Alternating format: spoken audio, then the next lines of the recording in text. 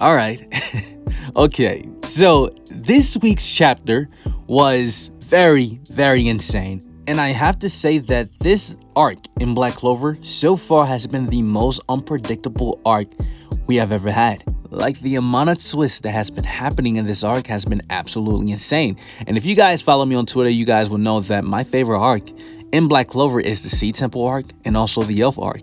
But this arc, like, day by day, is getting closer and closer, because you really don't know how exactly this arc is going to end. But what I do know is that we got to talk about this chapter. So guys, be sure to subscribe to the channel with notification bells on if you are enjoying the Black Clover content on the channel, and leave a huge like on this video. So let's talk about Black Clover chapter 294 as promised.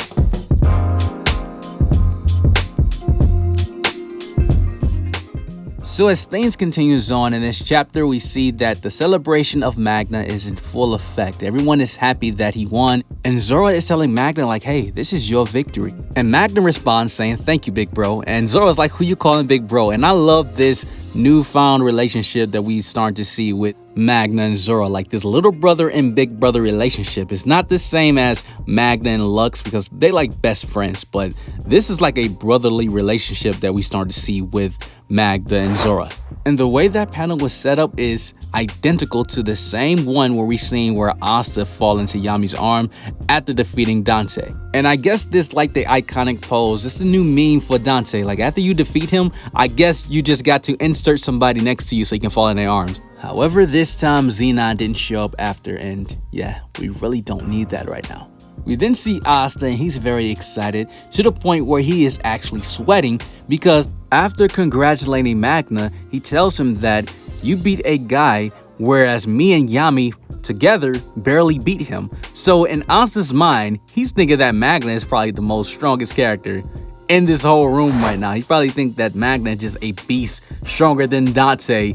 In actuality, we know that Dante lost because of his own mistakes and that broken spell that Magna used. So it's very funny that in Ansa's mind, he thinks that Magna is just the strongest person ever now. And of course, Luck reacts in a way that we expected. He tells Magna that I cannot wait to fight against you someday. And Magna tells him that I'm gonna be the one that's going to win.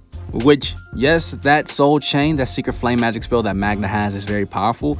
But again, Dante let himself get hit. He told Magna to hit him, and that's when the soul chain activated. Whereas Luck is very precise and he has a high battle IQ and is extremely fast. Luck would not let himself get hit by that. He wouldn't tell Magna to hit him first, so that fight will be a tougher fight for Magna, 100%. Now, one of my favorite parts about this chapter was when Jack was acknowledging the fact that he's an ordinary person, he's a commoner. Because after seeing what Magna did, knowing that Magna is a mere peasant, he was very impressed. He even talked about that he formed a squad, the Green Mantis, and they are nothing but commoners. And we know from what we've seen so far, every person from that squad, from what we've seen so far, are commoners. There is not a single royal or noble, so Jack felt as though when he seen Yami pretty much do the same thing, even though Yami's squad is more diverse, he was very shocked.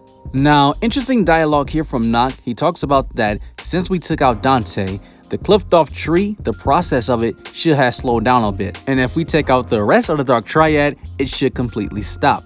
However, I really disagree with this notion and idea that Nock believes, because the Tree of Qliphoth, all it needs is Yami and William, whereas Morris is accelerating the process. Even though Morris talks about that the devils are coming out now slowly, he doesn't seem worried at all, because even in the next panel, he goes on to say loss, and he starts to laugh about it. He's smiling. He's like, I wonder what magic was used to defeat him. But him smiling about this whole thing, despite the fact that the Tree of Qliphoth gate is now starting to slow down, he doesn't seem that worried, which lets me know there is a plan in motion, a hidden plan that we don't know about, which will allow him to succeed on continuing on to open the gate. Now, the thing that didn't surprise me as much in this chapter was Dante getting back up, because his regeneration, his magic, is very quick to recover because of his body magic. However, this man is very disgusting. He looks horrible, and his magic is out of control, which was acknowledged by Jack, because when everybody left the room,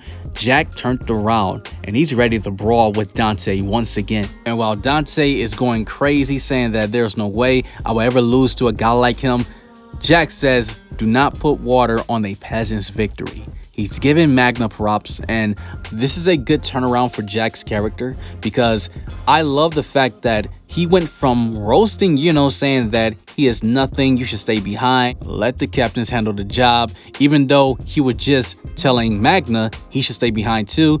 He doesn't need to be involved in this, and now he's giving him his props. He's giving him his credit, and I love this direction for Jack's character. And now we go back to the battle between Charlotte and Vanica. However, now Rill is in the battle because we were all wondering what Rill is doing this arc, to be honest. But he does something this chapter which I was very impressed by because I want a Rill moment. It's something I've been waiting for the longest time, and even though this wasn't a moment, but it was something.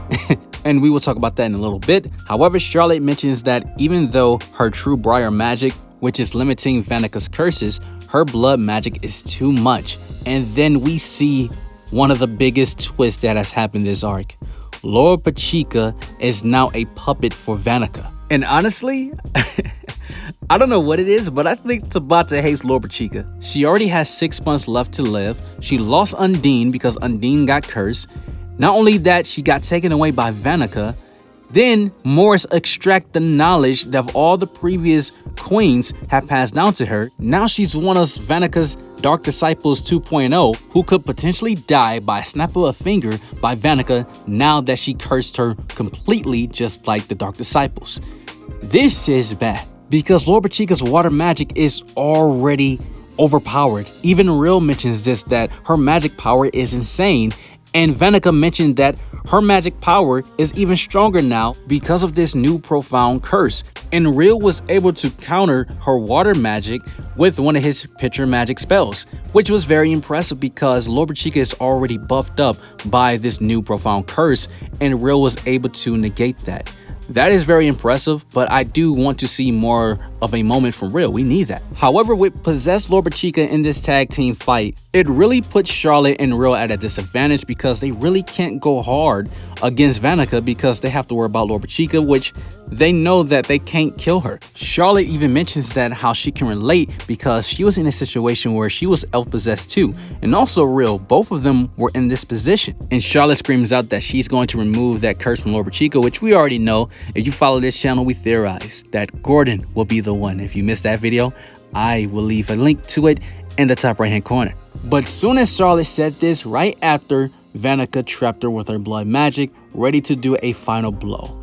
And this would have been over if it wasn't for Gaia and Noelle showing up in the end. And that is how this chapter ended. Now, I was already excited for Noelle versus Vanica, but seeing that Gaia is now in the fray, going against Loropechika in this fight now, I'm more excited about that because I don't know what to expect, because Gaia cannot fight Loropechika seriously because he can't damage her. It's almost like a situation where Julius was fighting Patri because he didn't want to hurt his William body. This is that same scenario, but I am curious to see what ultimate magic that Noelle is going to have. I cannot wait to see that. I'm still holding on to my theory that I made a few months ago or a month ago that she will have a Sea Dragon's Valkyrie dress form like a sea goddess, and hopefully that happens because this fight between Noelle and 100% Vanica will be the true test of her magic power. How strong did she become training with the elves? Because we know that the Dryad, she talked about how you can use ultimate magic and you can defeat devils with high amounts of magic. However, when it comes to mid ranks and high ranks, it's a problem. And luck proved to her that, hey, mid ranks are no match for me at my ultimate magic form. Noelle is going against a 100% Dark Disciple, which was stated by Nock to be on the same level as the Supreme Devils like Nama and Lilith. Now, I truly believe that Noelle is going to show up in this battle, but if she beats Vanica, I will completely lose my mind. Just like I will lose my mind if you don't subscribe to the channel with notification bells on after listening to this video. You guys have an awesome life. Take care of yourselves. Stay blessed. And I'm out.